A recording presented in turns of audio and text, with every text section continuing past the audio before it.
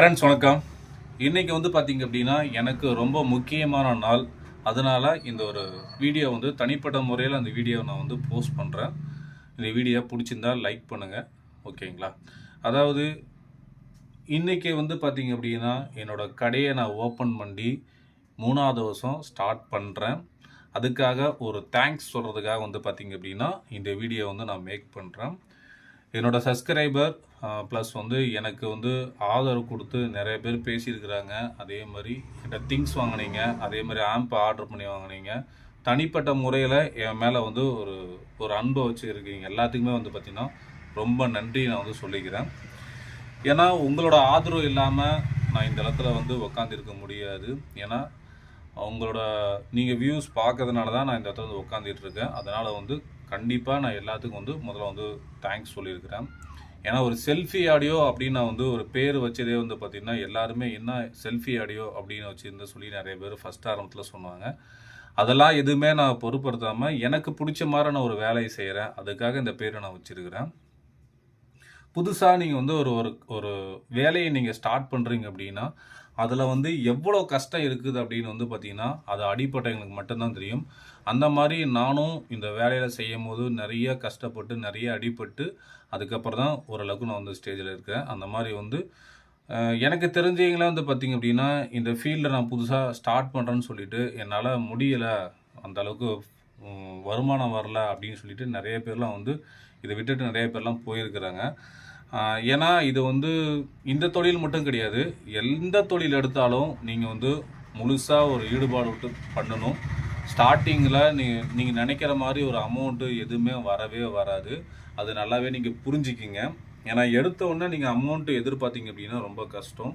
அதுக்காக நீங்கள் hard work பண்ணணும். அதெல்லாம் நீங்கள் கஷ்டப்பட்டால் மட்டும்தான் அந்த பலன் உங்களுக்கு கிடைக்கும். அதாவது நான் நிறைய டைம் நான் சொல்கிறது தான், அதாவது உங்களோட பேரை நீங்கள் சம்பாரிச்சிட்டிங்க அப்படின்னா ஆட்டோமேட்டிக்காக உங்களுக்கு காசு வர ஆரம்பிச்சிடும். உங்களுக்குன்னு ஒரு பேர், உங்களோட அடையாளத்தை நீங்கள் உருவாக்குங்க. அது எந்த தொழிலாக இருந்தாலும் சரி. இறங்கலாமா வேணாமா அப்படின்னு ஒரு யோசனையே இருக்கக்கூடாது. ஏன்னா அப்படி யோசிச்சு அப்படின்னா ஒன்றுமே பண்ண முடியாது.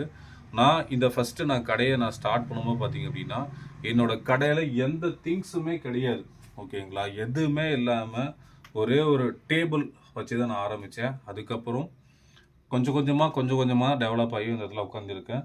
நானும் இதில் நிறைய லாஸ் ஆகிருக்கிறேன். இருந்தாலும் எனக்கு இதில் விட்டுட்டு போகிறதுக்கு இன்ட்ரெஸ்ட் இல்லை. சின்ன வயசுலேருந்தே பார்த்திங்க அப்படின்னா இந்த ஆடியோ அப்படின்னா எனக்கு ரொம்ப பிடிக்கும். அது மாதிரி நிறைய பேர்த்துக்கு பார்த்திங்க அப்படின்னா ஒவ்வொரு விஷயத்தில் எல்லாத்துக்குமே பிடிச்சிருக்கும். அதை நீங்கள் கிடைக்காம போயிடுச்சுன்னு ஃபீல் பண்ண வேணாம். அதுக்கான முயற்சி நீங்கள் செய்யுங்க. அதே மாதிரி இந்த ஆடியோ ஃபீல்டுன்னு எடுத்துட்டீங்க அப்படின்னா பெருசாக ஒன்றும் சம்பாதிக்க முடியாதுங்க. ஏன்னா இந்த ஆடியோ ஃபீல்டு பார்த்திங்க அப்படின்னா நம்மளுக்கு நேரம் காலம் இருந்தால் மட்டும்தான் ஒழிய அதை நமக்கு கரெக்டாக இருக்கும். மற்றபடி சம்பாதிக்கணும் அப்படின்னா ரொம்ப கஷ்டம். நிறைய பேர்த்துக்கு பார்த்திங்க அப்படின்னா இதில் இன்ட்ரெஸ்ட் இருக்குது. ஆனால் இன்ட்ரெஸ்ட் இருக்குது அப்படின்னா கரெக்டாக அதை உட்காந்து வேலை செய்யணும். அப்போ தான் பார்த்திங்க அப்படின்னா இதில் நம்மளால் செய்ய முடியும். அதே மாதிரி ஒரு தொழில் நம்ம பண்ணுறோம் அப்படின்னா கண்டிப்பாக அந்த தொழிலில் கொஞ்சம் பயம் இருக்கணும். பயம் இருந்தால் மட்டும்தான் நம்ம அடுத்த லெவலுக்கு நம்ம போக முடியும். அதே மாதிரி நம்ம கொடுக்குற கஸ்டமரோட ஃபீட்பேக் அவங்க எப்படி எதிர்பார்க்குறவங்களோ அது மாதிரி நம்ம செஞ்சு கொடுக்கணும். முதல்ல கஸ்டமரை நம்ம மதிக்க தெரியணும், ஓகேங்களா? அப்போ தான் பார்த்திங்கன்னா நம்ம அடுத்த லெவலுக்கு போக முடியும். என்னை பொறுத்தவரையுமே யாருமே ஏமாற்றணும்னு எனக்கு எண்ணம் கிடையாது. என்னோடய அமௌண்ட்டு போனாலும் சரி, அவங்களோட அமௌண்ட்டு பார்த்திங்க அப்படின்னா நம்ம ஏமாற்றக்கூடாது அப்படின்னு ஒரு எண்ணத்தோடு தான் நான் ஃபஸ்ட்டுலேருந்து இப்போ வரைக்கும் பார்த்திங்க அப்படின்னா வேலை செஞ்சுட்ருக்கேன். நம்பிக்கை தாங்க எல்லாமே, ஓகேங்களா? எனக்கு ஆன்லைனில் நீங்கள் ஆர்டர் கொடுக்குறீங்க அப்படின்னா இந்த ஒரு நம்பிக்கையோடு தான் நீங்கள் எனக்கு ஆர்டர் கொடுக்குறீங்க. அப்போ அந்த நம்பிக்கையோடு தான் நான் வேலை செய்யணும். இந்த மாதிரி ஒரு ஒரு லட்சியத்தோடு வேலை செஞ்சீங்க அப்படின்னா கண்டிப்பாக பார்த்திங்க அப்படின்னா அடுத்த லெவலுக்கு போகலாம். இது இந்த தொழில் மட்டும் கிடையாதுங்க. அப்படின்னா எந்த தொழில் இருந்தாலும் சரி, நீங்கள் அதில் முழு இன்ட்ரெஸ்ட்டோட வேலை செய்யுங்க. அப்போ தான் பார்த்திங்க அப்படின்னா அடுத்த லெவலுக்கு போக முடியும். ஏன்னா நான் கடை ஆரம்பித்து 3 வருஷம் ஸ்டார்ட் ஆகுது அப்படின்னா எனக்கு 3 வருஷம் மாதிரி எனக்கு தெரியல. ஏன்னா எனக்கு இதில் ரொம்ப இன்ட்ரெஸ்ட்டு. அதனால் இதில் என்ன ஆனாலும் சரி நம்ம பார்த்துக்கலாம் அப்படின்னு சொல்லிட்டு நான் பண்ணுறேன். அதே மாதிரி என்னோடய கடை பார்த்திங்க அப்படின்னா சேலத்துலேருந்து ஒரு 3 கிலோமீட்டர் பக்கம் வருங்க. மெயினாக சாரதா காலேஜ்னு சொல்லுவாங்க. சேலத்தில் இருக்கிற நிறைய பேருக்கு தெரியும். அங்கேருந்து உள்ள பெரிய புதுன்னு சொல்லிட்டு ஒரு ஊருக்குள்ளே வரணும். ஒரு ஒரு 1 கிலோமீட்டர் வரும், ஓகேங்களா? 1 கிலோமீட்டருக்குள்ளே தான் பார்த்திங்க அப்படின்னா என்னோடய கடையே இருக்குது. நான் ஒரு நாளைக்கு உங்களுக்கு காட்டுற பாருங்கள். என்னோடய கடைக்கு வெளியில் எந்த ஒரு ஃப்ளெக்ஸுமே கிடையாது. ஓகேங்களா. எந்த ஒரு ப்ளக்ஸுமே இல்லாமல் தான் வந்து பார்த்தீங்க அப்படின்னா நான் வேலை செஞ்சிட்ருக்கேன். முன்னாடி இந்த கண்ணாடி தெரியுது பார்த்தீங்களா, இந்த கண்ணாடியில் பார்த்தீங்க அப்படின்னா இந்த செல்ஃபி அப்படியோட ஸ்டிக்கர் ஒன்று விட்டுட்டு போய் என்னோடய ஃபோன் நம்பர் இருக்கும், அவ்வளோதான், வேறு எதுவுமே இருக்காது. ஏன்னா நிறைய பேர் சொல்கிறாங்க நீங்கள் என்ன வேலை செய்யணும் கூட தெரிலைங்க, நீங்கள் ஏதாவது வெளியில் ஒரு ப்ளக்ஸ் அந்த மாதிரி வைங்க அப்படின்னு கூட நிறைய பேர் சொன்னாங்க. இருந்தாலும் வந்து பார்த்தீங்க அப்படின்னா நான் வேலை செய்கிறது என்னை தேடி வரணும் அப்படின்னு ஒரு குறிக்கோளோட நான் உட்காந்து வேலை செஞ்சிட்ருக்கேன். தேடி வரவங்களுக்கு நம்ம நல்லா வேலை செஞ்சு கொடுக்கலாம் அப்படின்னு ஒரு எண்ணம் தான். அதே மாதிரி என்னை பொறுத்த வரைக்கும் பார்த்தீங்கன்னா என்னோடய மனசாட்சி கட்டுப்பட்டு நான் வேலை செய்கிறேன். யாரையும் ஏமாற்றணும், பொய் சொல்லணும் அப்படின்னு எண்ணமே கிடையாது. அதை வந்து தெளிவாக புரிஞ்சுக்கிங்க. என்னோட மனசில் இருக்கிறத இந்த பதிவு மூலிமா நான் சொல்கிறேன். அதே மாதிரி பிகினர்ஸாக இருந்தாலும் சரி, யாராக இருந்தாலும் சரி, நீங்கள் வந்து ஒரு கற்றுக்குன்னு ஒரு இன்ட்ரெஸ்ட் இருந்துச்சு அப்படின்னா அது முழு ஈடுபாடோடு செய்யணும். பார்ட் டைமாக செய்கிறது அப்படிங்கிறது பார்த்திங்கன்னா அது வராது. ப்ராக்டிஸ் இல்லாமல் எதுவுமே பண்ண முடியாது, அனுபவம் இல்லாமல் எதுவுமே செய்ய முடியாது. ஒரு விஷயத்தை செய்ய செய்ய செய்ய தான் அதில் உள்ளார நீங்கள் வந்து தெரிஞ்சிக்கவே முடியும். இது நிறைய பேத்துக்கு சொன்னால் புரியறதே இல்லை, ஓகேங்களா. அந்த மாதிரி நம்ம நெக்ஸ்ட் லெவலுக்கு போகணும் அப்படின்னா கண்டிப்பாக கஷ்டப்படணும். கஷ்டப்படாமல் நெக்ஸ்ட் லெவல் போகணுச்சுன்னா முடியவே முடியாது, ஓகேங்களா. ஈஸியாக ஒன்றும் கிடச்சிருச்சு அப்படின்னு வச்சுக்கிங்க, அதோட வலி வேதனை உங்களுக்கு என்னென்ன தெரியாத போயிருங்க. ஒரு விஷயத்துக்காக நீங்கள் கஷ்டப்படுங்க, அப்போ தான் வந்து பார்த்தீங்கன்னா நீங்கள் வாழ்க்கையில் நீங்கள் கரெக்டான பாதைக்கு போகிறேன்னு அர்த்தம். நீங்கள் எல்லாமே உங்களுக்கு ஈஸியாக கிடச்சுன்னா நீங்கள் போகிற பாதை வந்து தப்பாக இருக்குன்னு அர்த்தம், ஓகேங்களா. உங்களுக்கான ஒரு பாதையை தேர்ந்தெடுங்க. ஆனால் மற்றவங்க போன பாதையில் நீங்கள் போகாதீங்க, அது உங்களுக்கு ஆபத்தாக தான் முடியும். உங்களுக்கான ஒரு தனியாக ஒரு பாதை ஓப்பன் பண்ணி அதில் நீங்கள் போங்க. உங்களுக்கு பின்னாடி அவங்களுக்கு வந்து பார்த்திங்க அப்படின்னா அது தெரியுதோ இல்லையோ, ஆனால் உங்களுக்குன்னு தனியாக நீங்கள் பண்ணும்போது பார்த்திங்க அப்படின்னா நீங்கள் அடுத்த லெவலுக்கு கண்டிப்பாக போகலாம். அந்த மாதிரி வந்து பார்த்திங்க அப்படின்னா நிறைய விஷயம் சொல்லிவிட்டு ஷேர் பண்ணிகிட்டே போகலாம். ஏன்னா இந்த ஒரு பதிவு வந்து பார்த்திங்க அப்படின்னா என்னோட ரொம்ப நாள் ஆசை இந்த மாதிரி ஒரு பதிவை நான் போடணும் அப்படின்னு சொல்லிட்டு.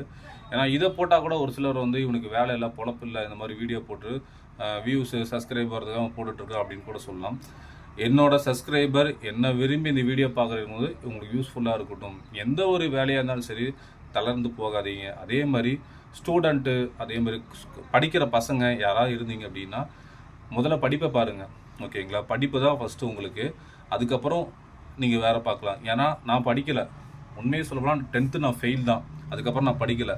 அப்போ நான் வந்து படிக்கலும் போது நான் ஃபீலே பண்ணல. ஆனால் இப்போ நான் ரொம்ப ஃபீல் பண்ணுறேன், படிச்சிருக்கலாமே, படிச்சிருந்தா இன்னும் அடுத்த லெவலுக்கு போயிருக்கான்னு சொல்லிட்டு நான் ரொம்ப ஃபீல் பண்ணுறேன். நீங்கள் வந்து படிச்சிங்கன்னா தான் நீங்கள் அடுத்த லெவலுக்கு எல்லாமே நீங்கள் பண்ண முடியும். நான் படிக்கிறதுனால ரொம்ப ஃபீல் பண்ணுறேன். அதாவது எங்கள் அக்கா என் தம்பிலாம் நல்லா படிப்பாங்க, நான் மட்டும் தான் படிக்கலை. ஆனால் எனக்கு நாலேஜ் வெளியில் எப்படி என்ன எல்லாமே எனக்கு தெரியும். பட் ஆனால் அவங்க அதிகமாக நாலேஜ்லாம் கிடையாது. எங்கள் அக்கா டீச்சராக இருந்தாங்க, அவங்க வந்து பார்த்திங்கன்னா வெளியெல்லாம் போனதே கிடையாது. ஆனால் இப்போ தான் எல்லாமே அவங்களுக்கு தெரியுது, ஓகேங்களா. என்ன தான் படிப்போட நாலேஜ் இருந்தாலும் உங்களோட அனுபவம், நீங்கள் வெளியில் போய் பழகிற விதம், ஓகேங்களா, அவங்ககிட்ட தெரிஞ்சுக்கிற விதம் அப்படி எல்லாமே பார்த்திங்க அப்படின்னா மொத்தமாக திருப்பி போட்டுரும். அதனால் வந்து பார்த்திங்க அப்படின்னா நீங்கள் வந்து படிக்கிற யாராவது இருந்தீங்க அப்படின்னா நீங்கள் படிப்பெல்லாம் மெயினாக நீங்கள் கவனம் செலுத்துங்க. நான் வந்து தவறாக எதுவும் சொல்ல கிடையாது. ஏன்னா நீங்கள் இந்த ஆடியோ ஃபீல்டுக்குள்ளே வந்துட்டீங்க அப்படின்னா ஆடியோ ஃபீல்டு மட்டும் கிடையாது, மற்ற எந்த ஃபீல்டுக்குள்ளே நீங்கள் போனாலும் அதை வந்து உங்களை மைண்டை வந்து திருப்பிடும். ஏன்னா நான் அந்த ஸ்டேஜ்லேருந்து வந்ததுனால நான் சொல்கிறேன். நீங்கள் முழுமையாக வந்து கற்றுக்கணும் அப்படின்னா ரொம்ப கஷ்டம். அதுக்கு நீங்கள் நல்லா படிச்சிருக்கணும், நல்லா அனுபவம் இருக்கணும். அப்போ தான் வந்து பார்த்திங்க அப்படின்னா தெரியும். அதே மாதிரி படிச்சுட்டு இருந்தீங்க அப்படின்னா படித்து முடிச்சுட்டு என்ன ஒரு லட்சியத்தோடு இருக்கணும் அப்படின்னு நான் சொல்லிடுறேன். நான் வந்து 10th ஃபெயிலுன்னு சொன்னேன் பார்த்தீங்களா, அப்போ வந்து எனக்கு எந்த ஒரு விவரமும் தெரியல. நான் சொல்கிறலாம் பார்த்தீங்கன்னா ஒரு 2003-4 ஸ்டேஜ்னு நினைக்கிறேன். அப்போ வந்து பார்த்தீங்கன்னா நம்ம ஃபெயில் ஆகிட்டோம், என்ன பண்ணணும்னு தெரியாமல் வந்து பார்த்தீங்கன்னா கடைக்கு வேலைக்கு போவேன், இதுக்கு வேலைக்கு, எல்லாத்துக்கும் வேலைக்கு போவேன், எந்த வேலை கிடைச்சாலும் அதுக்கு ஓடிடுவேன். அதுக்கப்புறம் ஒரு ஸ்டேஜ் வந்ததுக்கப்புறம் மேரேஜ் அப்படின்னு ஒரு ஸ்டேஜுக்கு வரும்போது பார்த்திங்க அப்படின்னா நம்ம இப்படியே எத்தனை இடத்துக்கு நம்ம மாறிக்கிட்டே இருக்கிறோம், நம்மளுக்குன்னு ஒரு தொழில் எதுவுமே இல்லையே, நம்ம என்ன பண்ணுறது அப்படின்னு சொல்லிட்டு அப்படி யோசிக்க ஆரம்பிச்சிட்டேன். அப்போ தான் எனக்கு வந்து பார்த்திங்கன்னா ஒரு புத்தியே வருது, என்னடா பண்ணுறது, நம்ம வந்து ஒரு தொழில் கூட நம்ம கையில் இல்லையே, நம்ம என்ன பண்ணுறது அப்படின்னு யோசிக்க ஆகும்போது அப்போ சின்னதாக பார்த்திங்கன்னா மொபைல் சர்வீஸ்லாம் பண்ணுவேன். இந்த சைனா மொபைல் வரும்போது பார்த்திங்கன்னா நிறைய மொபைல்லாம் சர்வீஸ் பண்ணிகிட்டு இருந்தேன். அப்போ பண்ணும்போதெல்லாம் வந்து பார்த்திங்க அப்படின்னா நம்ம என்ன பண்ணுறதுன்னு தெரியாமல் முழிச்சிட்டு இருக்கும்போது சரி ஓகே, நம்ம வந்து எனக்கு இந்த ஆடியோவில் கொஞ்சம் இன்ட்ரெஸ்ட் இருக்குது, அதோட எலக்ட்ரிக்கல் ப்ளம்பிங்கில் வந்து ரொம்ப இன்ட்ரெஸ்ட்டுன்னு சொல்லிட்டு நான் வந்து எலக்ட்ரிக்கல் ப்ளம்பிங்கை வந்து பார்த்திங்கன்னா ஒரு 4 வருஷத்துக்கு மேலே வேலை செஞ்சேன்.